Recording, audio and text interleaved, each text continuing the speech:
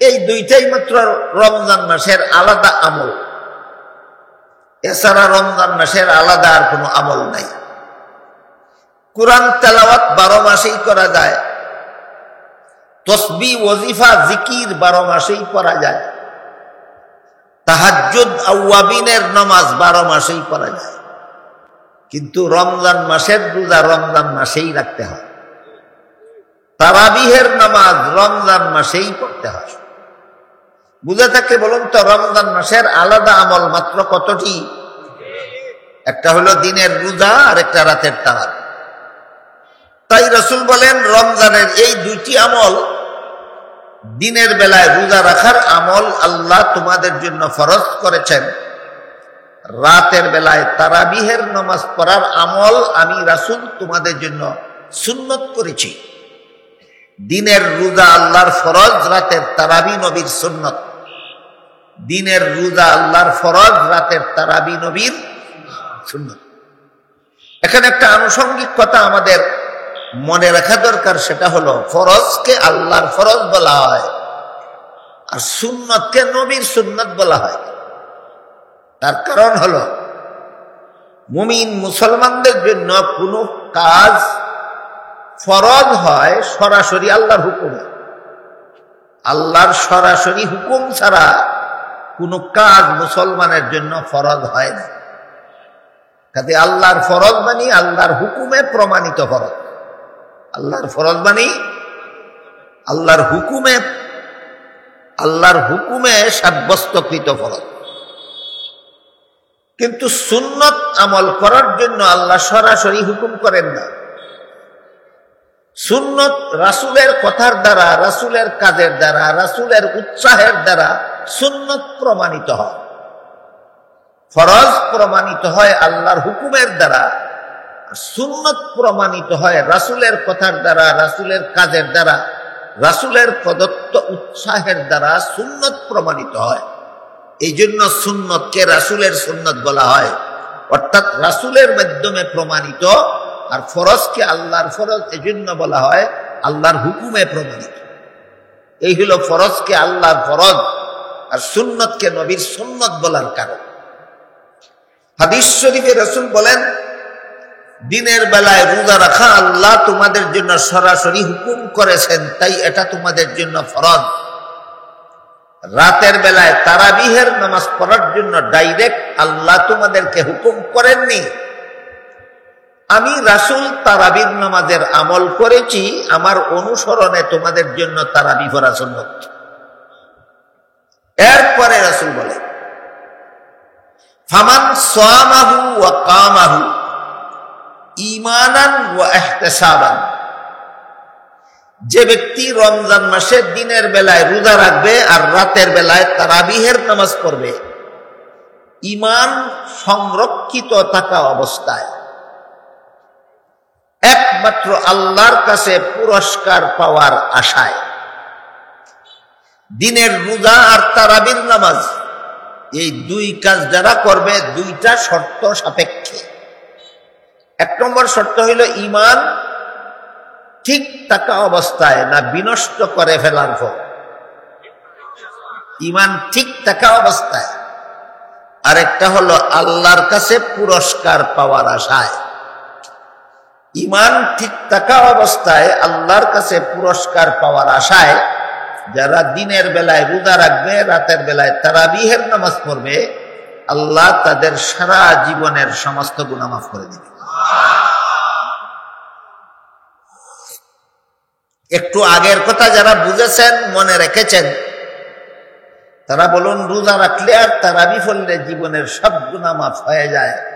শুধু রোজার খুলস রাখলে না মূল সহ?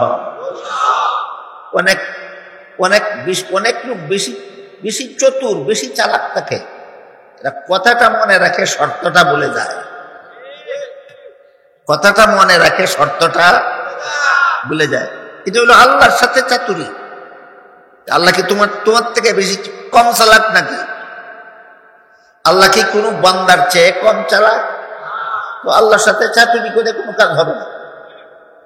রাসূলের এই হাদিস মতো আমরা যদি দিনের রোজা আর রাতের তারাবির দ্বারা জীবনের সমস্ত গুনাহ মাফ করাতে চাই, তাহলে রোজার খুলস যথেষ্ট হবে না, রোজার খুলসের সাথে রোজার মূলটা গ্রহণ করতে হবে। মান সামাহু ওয়া কামাহু ঈমানান ওয়া ইহতিসাবান, যারা খুলস মূল সহ রোজা রাখবে দিনের বেলায় আর রাতের বেলায় তারাবিহের নামাজ পড়বে, এদের মধ্যে যদি দুইটা শর্ত থাকে, একটা হলো ঈমান সংরক্ষিত আছে, ঈমান অক্ষত অক্ষুণ্ণ আছে, ঈমান হেফাজতে আছে, আর একটা শর্ত হলো দুনিয়ার কোনো লোভ লালসায় রোজা রাখে না, দুনিয়ার কোনো লোভ লালসায় তারাবিহের নামাজ পড়ে না, একমাত্র আল্লাহর কাছে পুরস্কার পাওয়ার আশায়, তাহলে আমি তার এই দুই আমলের মাধ্যমে তার জীবনের সমস্ত গুনাহ মাফ করে দেব। সমস্ত গুনাহ বুঝাতে গিয়ে রাসূল একটা উদাহরণ দিয়েছেন, বড় চমৎকার। সেটা হলো, রাসূল বলেন কায়াউমিন ওয়ালাদাতহু উম্মুহু, একটা মা তার বাচ্চা যখন জন্ম দেয় তখন বাচ্চাটা কি পরিমাণ গুনাহগার অবস্থায় জন্ম হয়, সম্পূর্ণ নিষ্পাপ। এই সন্তানের উদাহরণ দিয়ে রাসূল বলেন, একটা সন্তান নূতন জন্ম হওয়ার সময় যেই রকমের নিষ্পাপ অবস্থায় জন্ম হয়, রমজানের দুই কাজ যারা এইভাবে করবে, আল্লাহ তাদেরকে সদ্য প্রসূত সন্তানের মতো সম্পূর্ণ গুনাহ মাফ করে দিবে।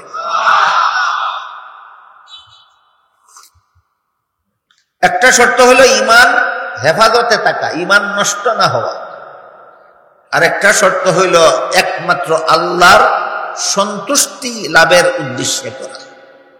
এই দুইটা কথা বর্তমান জমানায় বড় কঠিন। বর্তমান জমানায় ঈমান হেফাজতে রাখা বড় কঠিন। কোন নেক আমল শুধু আল্লাহর সন্তুষ্টির উদ্দেশ্যে করা এত সহজ নয়, এই জমানায় যথেষ্ট কঠিন হয়ে দাঁড়িয়েছে। এজন্য সত্যই যদি আমরা রমজানের দুই আমলের যথাযথ পুরস্কার লাভ করতে চাই, তাহলে ঈমান কিভাবে হেফাজতে থাকে আর কিভাবে ধ্বংস হয়ে যায় সে ব্যাপারেও সতর্ক থাকতে হবে। আর আল্লাহর সন্তুষ্টির উদ্দেশ্য কখন অন্তরে থাকে, কখন অন্তরে আল্লাহর সন্তুষ্টির উদ্দেশ্য থাকে না, সেই ব্যাপারেও আমাদের সতর্ক হতে হবে। ঈমান হেফাজতে থাকে কিভাবে, থাকে না কিভাবে, এই প্রশ্নের অতি সংক্ষিপ্ত এবং সবচেয়ে সহজ জবাব হল, কোরআনে আল্লাহ যত কথা বলেছেন সবগুলি সঠিক বলেছেন, এই বিশ্বাস যতক্ষণ পর্যন্ত একটা মানুষের অন্তরে থাকবে ততক্ষণ তার ঈমান ঠিক আছে। কোরআনে আল্লাহ যা বলেছেন সঠিক বলেছেন, কোরআনে আল্লাহ যা বলেছেন সঠিক বলেছেন, বিশ্বাস যতক্ষণ অন্তরে থাকবে ততক্ষণ ঈমান ঠিক আছে। আমার মনে হয় আমি যদি আপনাদের জিজ্ঞাসা করি যে কোরআনে আল্লাহ যা বলেছেন সব কথা সঠিক বলেছেন বলে আপনারা বিশ্বাস করেন কিনা, আমার মনে হয় জিজ্ঞাসা করলে সবাই বলবেন আমরা বিশ্বাস করি। আপনারা সবাই হয়তো বিশ্বাস করেন বাস্তবে, কিন্তু আমাদের সমাজে এরকম লক্ষ লক্ষ নামধারী মুসলমান আছে এই বাংলাদেশে, যারা কোরআনের সব কথাকে সঠিক মনে করে না। এদের ঈমান ঠিক নাই, ঈমান ধ্বংস হয়ে গেছে। যেমন ভাবে ওযুর 4 ফরজ আদায় করলে ওযু হয়, পেশাব করে দিলে আর ওযুটা থাকে না। কি বলেন? আদায় করে ওযু করলে ওযু হয়, তারপরে পেশাব করে দিলে ওযুটা আর থাকে না। ঠিক তেমনি ভাবে কোরআনের সব কথা বিশ্বাস করলে ঈমান হয়, কিন্তু কোনো কথায় আস্থা না থাকলে আর ঈমান থাকে না।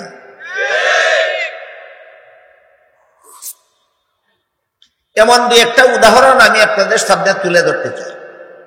আমাদের বাংলাদেশের লক্ষ লক্ষ নামধারী মুসলমান এমন আছে যারা কোরআনে এই কথাগুলিকে সঠিক মনে করে না, যারা কোরআনে এইসব কথাকে সঠিক মনে করে না। আবারও বলুন, 4 ফরজ আদায় করে উযু করার পর পেশাব করে দিলে উযু থাকে না থাকে না? ঠিক তেমনি ভাবে কলেমা পড়ার পর, ইসলাম ধর্ম গ্রহণ করার পর কোরআনের কোন একটা কথাকে বেঠিক মনে করলে আর ঈমান থাকে না। এরকম যথেষ্ট কথা আমাদের সমাজে আছে। অনেক মুসলমানে কোরআনের এই কথাগুলিকে সঠিক বলে মনে করে। এর মধ্যে 1-2টা উদাহরণ আপনাদের শোনাই। পবিত্র কোরআনের সূরা আহজাবের 33 নম্বর আয়াতের শুরুতেই আল্লাহ মুসলমান মহিলাদের সম্বোধন করে বলেন, ওয়াকারনা ফি বুয়ুতিকুন্না, অর্থাৎ হে মুসলমান মহিলারা, তোমরা বসবাসের ঘরে থাকো। কোথায় থাকবে? বসবাসের ঘরে।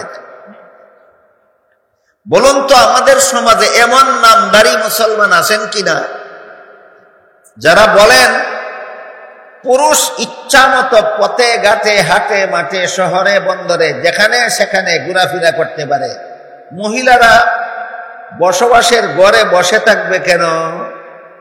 এমন প্রশ্নকারী মুসলমান বাংলাদেশে আছে কিনা? 1-2 না লক্ষ লক্ষ। এদের কি সূরা আহজাবের 33 নম্বর আয়াত এরা কি সঠিক মনে করে? তাহলে তুমি তো উযু করছিলা ঠিক হয়, এখন তো পেশাব করে দিছ। কি করছিল? এখন কি করে দিছে? তোমার তো আর উযু নাই, তোমার তো আর ঈমান নাই। তুমি সারাদিন উপবাস থাকলে রমজান মাসে কি হবে? তুমি খতমে তারাবি ডেলি পড়লে কি হবে? তোমার তো মূল নাই। যার উযু নাই সে সারা রাতে 100 রাকাত নফল পড়লে কি হবে? তাহলে যার ঈমানই নাই সে রোজা রাখলে আর তারাবি পড়লে কি হবে? এই জন্য রাসূল এগুলি আল্লাহর ওহী পাইয়া রাসূল বলেছেন। আল্লাহ কিন্তু আগেই জানতেন আখিরি জমানার মুসলমানের এই দুর্দশাটা হবে। ঈমানই ঠিক নাই, অথচ রোজাও রাখবে তারাবিও পড়বে। তাই রাসূল আগে ভাগে বলে দিয়েছেন, ঈমানান ওয়া ইহতিসাবান, দিনের বেলায় রোজা রাখবা, রাতের বেলায় তারাবিহের নামাজ পড়বা। ঈমানটা যদি ঠিক থাকে তাহলে গুনাহ মাফ হবে, আর ঈমানও যদি ঠিক না থাকে তাহলে তোমার রোজা ওই কিসের আর তারাবি ওই কিসের?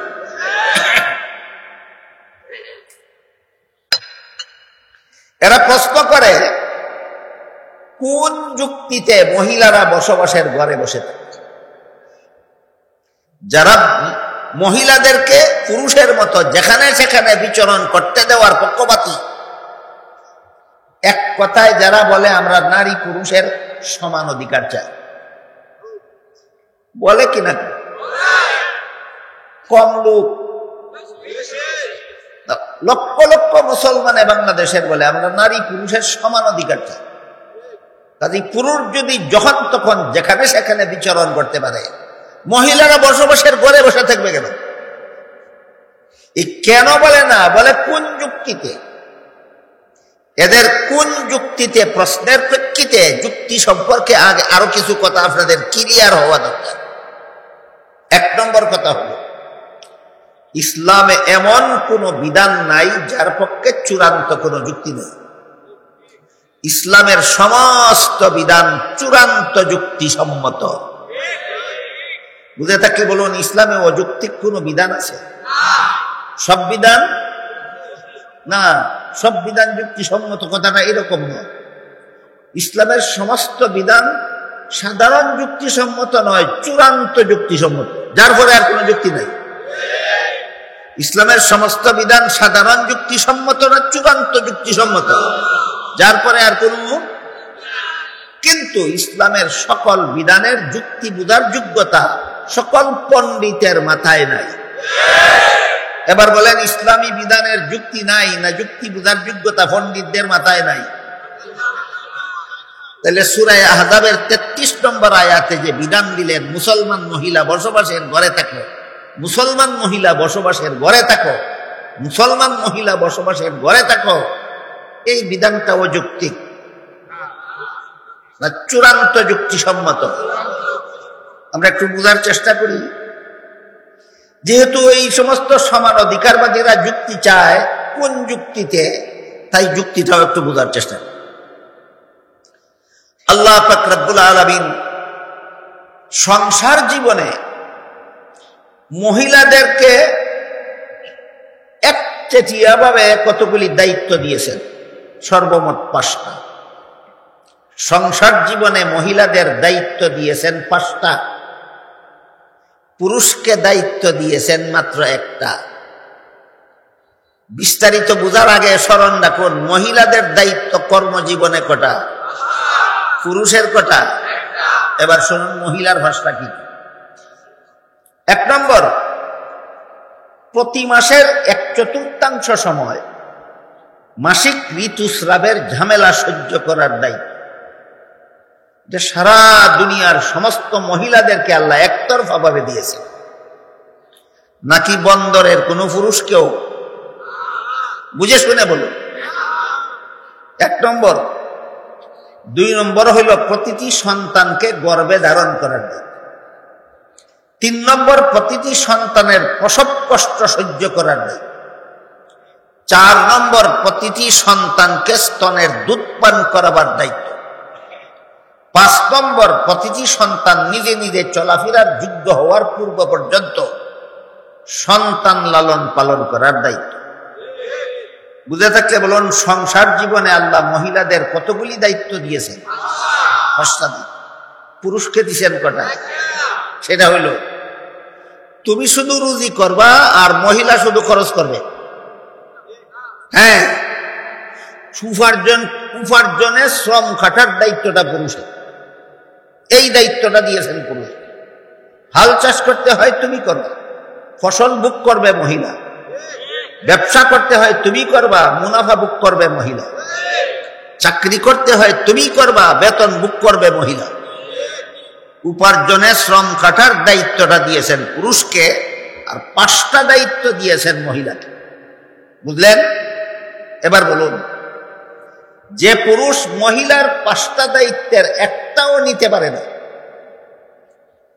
আবার নিজের একটা মাত্র দায়িত্ব মহিলাকে দিতে চায়, এমন পুরুষ কি আছে সমাজে? এরা কি দুনিয়াতে আসলো গুড়ার ঘাস কাটতো? এই বেহায়া বেলা যারা, তোরা দুনিয়াতে আইস গুড়ার ঘাস কাটতে? বেচারির 5টা দায়িত্বের একটাও তুই নিতে পারস না, তোর একটা মাত্র দায়িত্ব, তাও মহিলার গাড়ার চাপাতে চাস। তোর মতো বেইনসাফ আছে কোথায়?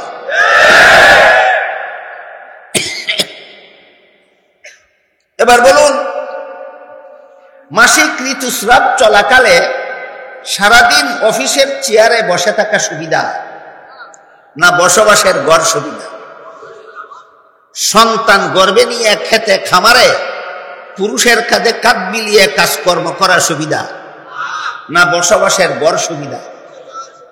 সন্তান প্রসবের সময় সংসদ ভবন সুবিধা না বসবাসের ঘর সুবিধা? সন্তানকে স্তনের দুধ পান করাবার সময় গাড়ির ড্রাইভিং সিট সুবিধা না বসবাসের ঘর সুবিধা? সন্তানকে খাওয়ানি, পেশাব পায়খানা করানি, ঘুম পাড়ানির জন্য হাট বাজার সুবিধা না বসবাসের ঘর সুবিধা? এবার বিবেককে জিজ্ঞেস করে বলুন, সূরা আহজাবের 33 নম্বর আয়াতের শুরুতে যে আল্লাহ মুসলমান মহিলাদেরকে বলেছিলেন বসবাসের ঘরে থাকো, অযৌক্তিক না চূড়ান্ত যুক্তিসম্মত? তারপরও যাদের আপত্তি থাকে, এদের কিসের রোজা আর কিসের তারাবি? তুমি তো পেশাব করে দিছো, তোমার মুখ দোয়া কিসের আর হাত দোয়া কিসের আর মাথা মাথা করে? পেশাব করে দিছো তুমি, তোমার মুখ দোয়া কোথায় গেল, হাত দোয়া কোথায় গেল, তোমার মাথা মাসে গেল কোথায়, আর তোমার ফাউ দোয়া গেল কোথায়? তুমি তো পেশাব করে দিছো। এজন্য রাসূল বলেন, ফামান সামাহু ওয়া কামাহু ঈমানান ওয়া ইহতিসাবান, দিনে রোজা রাখলো আর রাতের তারাবি পড়লো, ফল পেতে চাইলে প্রথম শর্ত হলো ঈমানটা ঠিক থাকতে হবে। ঈমান কেমনে ঠিক থাকে? কোরআনের সব কথা সঠিক বিশ্বাস করলে, সঠিক কোরআনের সব কথা সঠিক বিশ্বাস করলে ঈমান ঠিক থাকে। কোরআনের কোনো একটা কথাকে বেঠিক মনে করলে বেঈমান হইয়া যায়। বেঈমানের আবার রোজা কি আর তারাবি কি?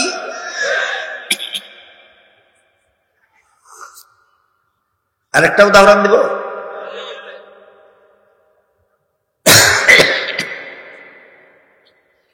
সূরা নিসার 11 নম্বর আয়াতে আল্লাহ বলেছেন, ওয়ালিদ যাকারি মিসলু হাজ্জিল উনসায়াইন। এর অর্থ হলো পিতামাতা মারা গেলে পিতামাতার ত্যায্য সম্পত্তিতে ছেলে পাবে 2 অংশ, মেয়ে পাবে 1 অংশ। আজকে নতুন শুনলেন? এটা আল্লাহর বিধান বলেছেন সূরা নিসার 11 নম্বর আয়াত। আল্লাহ এই বিধান বর্ণনা করেছেন সূরা নিসার 11 নম্বর আয়াতে। ছেলে পাবে 2 অংশ, মেয়ে পাবে 1 অংশ। আবারও সমান অধিকারের দোহাই। এখানে এসেও ওই আগের লোকেরাই সমান অধিকারের দোহাই তুলে বলে, ছেলে যেই বাবার সন্তান, মেয়ে সেই বাবার সন্তান।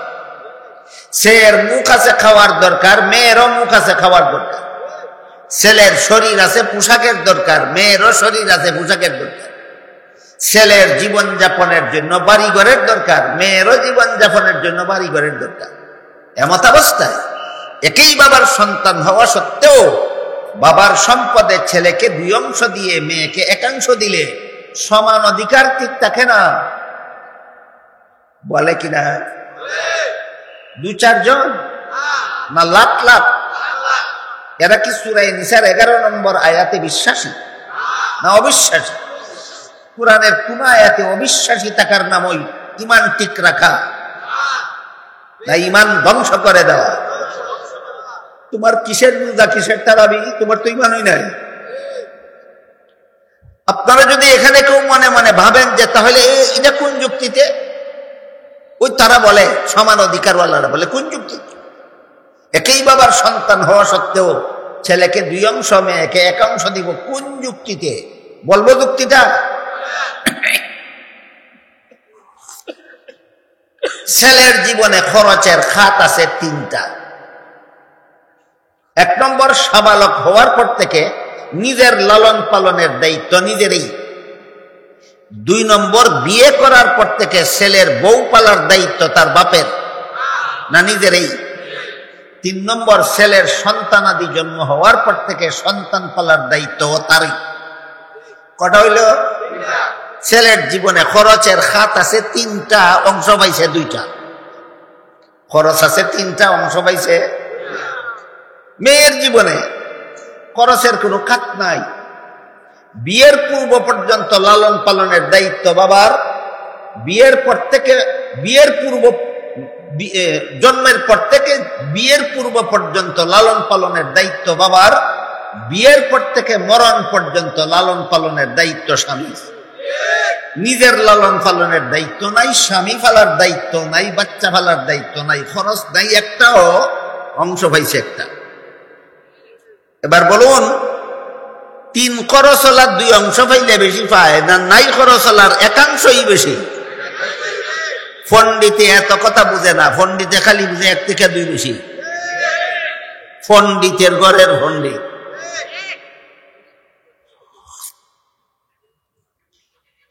একটা গল্প বলি আপনাদের। একটা লোক ছিল নেহায়েত মূর্খ, লেখাপড়া তো জানেই না, দস্তখত তো জানে না। এই মূর্খ লোকটা তার ছেলেকে স্কুলে লেখাপড়া করতে দিয়েছিল। ছেলে খুব মেধাবী ছিল।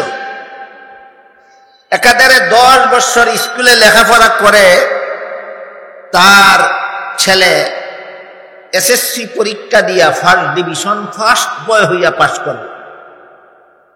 বুঝে থাকলে বলুন তো, ফার্স্ট বয় হয়ে থাকলে রোল নম্বর কত হবে? বাপ শিক্ষিত না মূর্খ? বাপে কিন্তু 1 নম্বরে ফাঁস করলে নম্বর বেশি পায় না 10 নম্বরে ফাঁস করলে নম্বর বেশি পায়, এত কথা বুঝে না, খালি বুঝে 1 থেকে 10 বেশি। ফল ঘোষণার পরে মূর্খ বাপে ছেলেরে জিজ্ঞাসা করে, পরীক্ষা যে দিসলা ফাঁস করছ? ছেলে কয়ে ফাঁস করছি। কত নম্বরে? 1 নম্বরে। কয়ে বেটা সর্বনাশ করছি। ছেলে কয়ে কি সর্বনাশ করলা? পাশের বাড়ির ছেলেটা তোর সাথে পরীক্ষা দিয়া সে তো 10 নম্বরে ফাঁস করলো, তুই এত কম নম্বরে ফাঁস করলে কেন?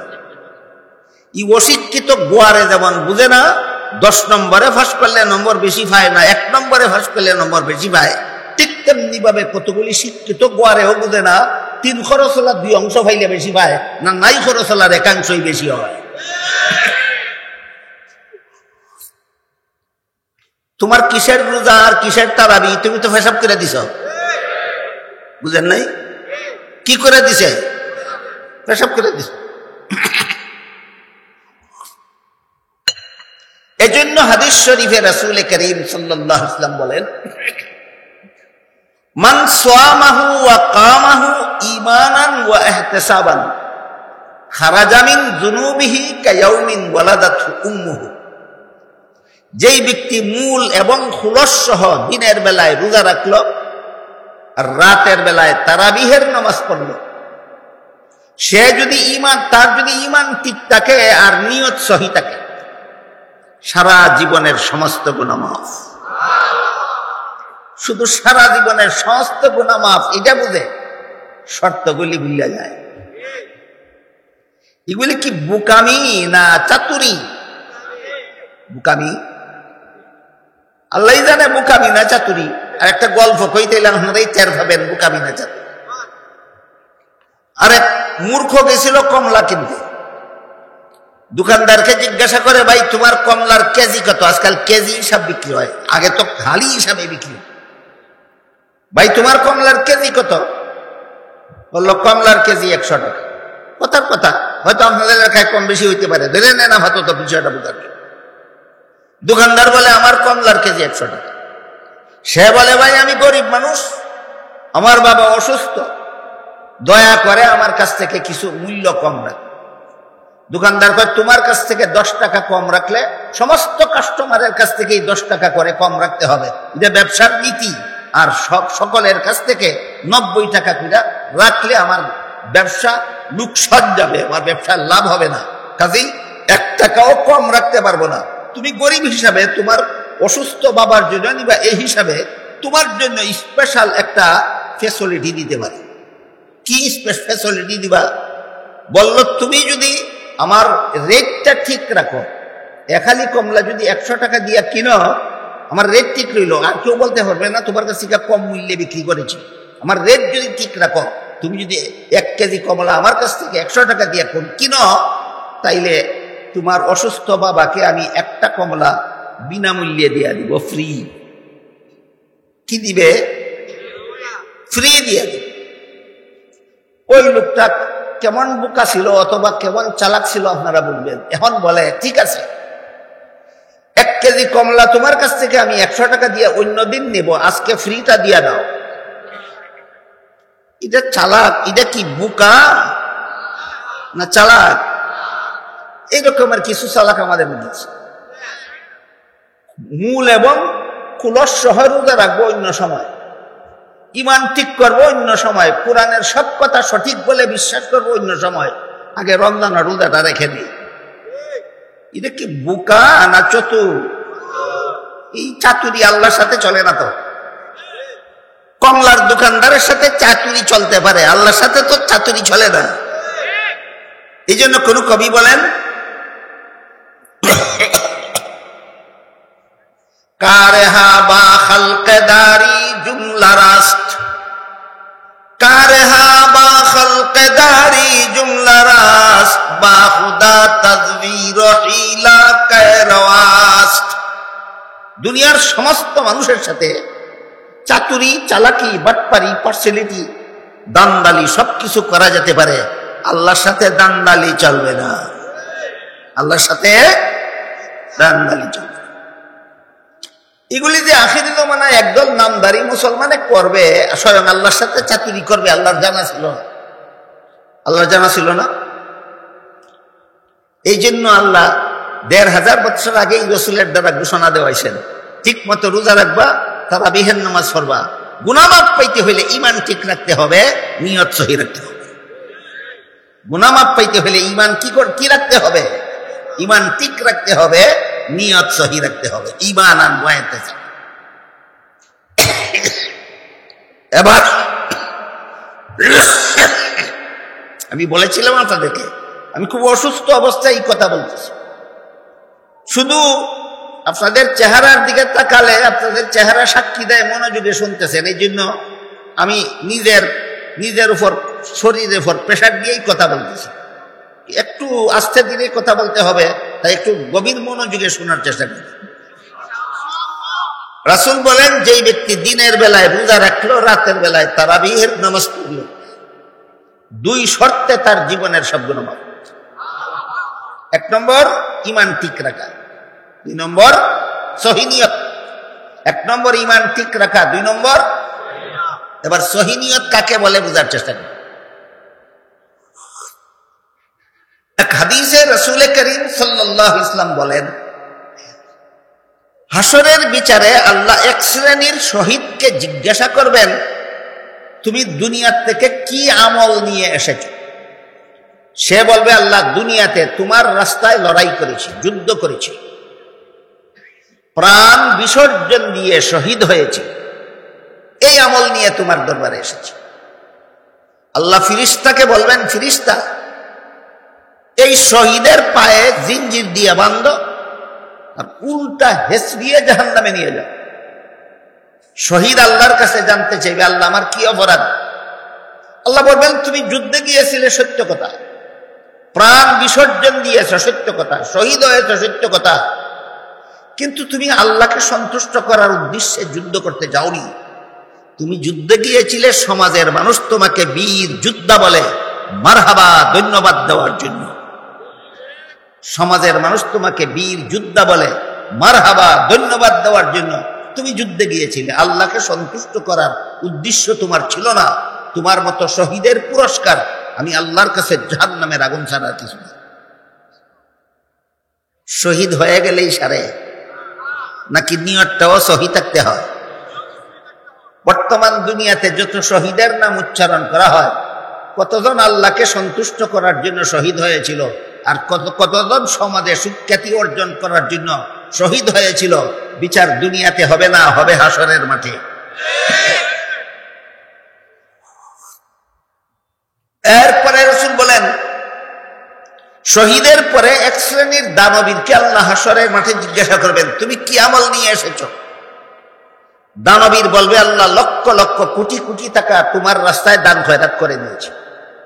আগের মতোই আল্লাহ ফিরিস্তাকে বলবেন, দানবীরের পায়ে জিঞ্জির দিয়ে বাঁধো, উল্টা হেসড়িয়ে জাহান্নামে নিয়ে যাও। দানবীর আল্লাহর কাছে জানতে চাইবে, আমার কি অপরাধ?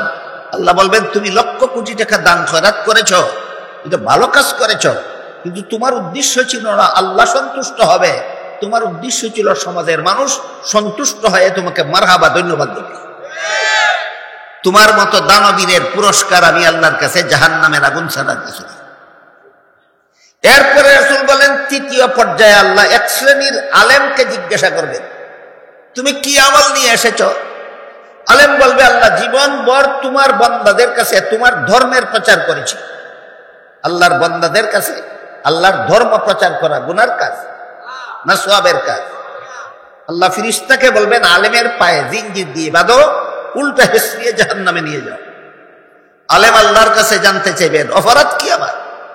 আল্লাহ বলবেন, তুমি আমার বান্দাদের কাছে আমার ধর্ম প্রচার করেছ, ভালো করেছ, কিন্তু তোমার উদ্দেশ্য ছিল না আল্লাহ সন্তুষ্ট হবে, তোমার উদ্দেশ্য ছিল সমাজের মানুষ তোমার ভক্ত হয়ে তোমাকে বড় হুজুর জিন্দাবাদ বলবে। তুমি তো মানুষের জিন্দাবাদ পাওয়ার জন্য মানুষের কাছে আমার দিন প্রচার করেছ, আমি আল্লাহকে সন্তুষ্ট করার জন্য নয়। তোমার মতো আলেমের পুরস্কার আমি আল্লাহর কাছে জাহান্নামের আগুন ছাড়া কিছু নাই। একদল শহীদ জাহান্নামে গেল, একদল দানবীর জাহান্নামে গেল, একদল আলেম জাহান্নামে গেল। নেক কাজের অভাবে না সৎ উদ্দেশ্যের অভাবে? এই জন্য রাসূল বলেছেন, ঈমানান ওয়া ইহতিসাবান, রমজানে যে দিনের বেলায় রোজা রাখবা, রাতের বেলায় তারাবি পড়বা, এক নম্বর ঈমান ঠিক রেখে করবা, দুই নম্বর সৎ উদ্দেশ্যে করবা, মানুষকে দেখাবার জন্য করবা না। সাবধান। এবার আমরা মানুষকে দেখাবার জন্য কে কে রোজা রাখি, আর কে কে মানুষকে দেখাবার জন্য তারাবি করি, আর কে কে আল্লাহকে সন্তুষ্ট করার জন্য করি, মানুষ দেখুক বা না দেখুক, এই বিষয়টাও আলোচনা করার দরকার ছিল, কিন্তু আমার স্বাস্থ্য মানায় না, করবোটা কি? আর আরো স্বস্তিরে আরো আস্তে ধীরে কথা বলতে হবে, আপনাদের আরো একটু গভীর মনোযোগে শুনতে হবে।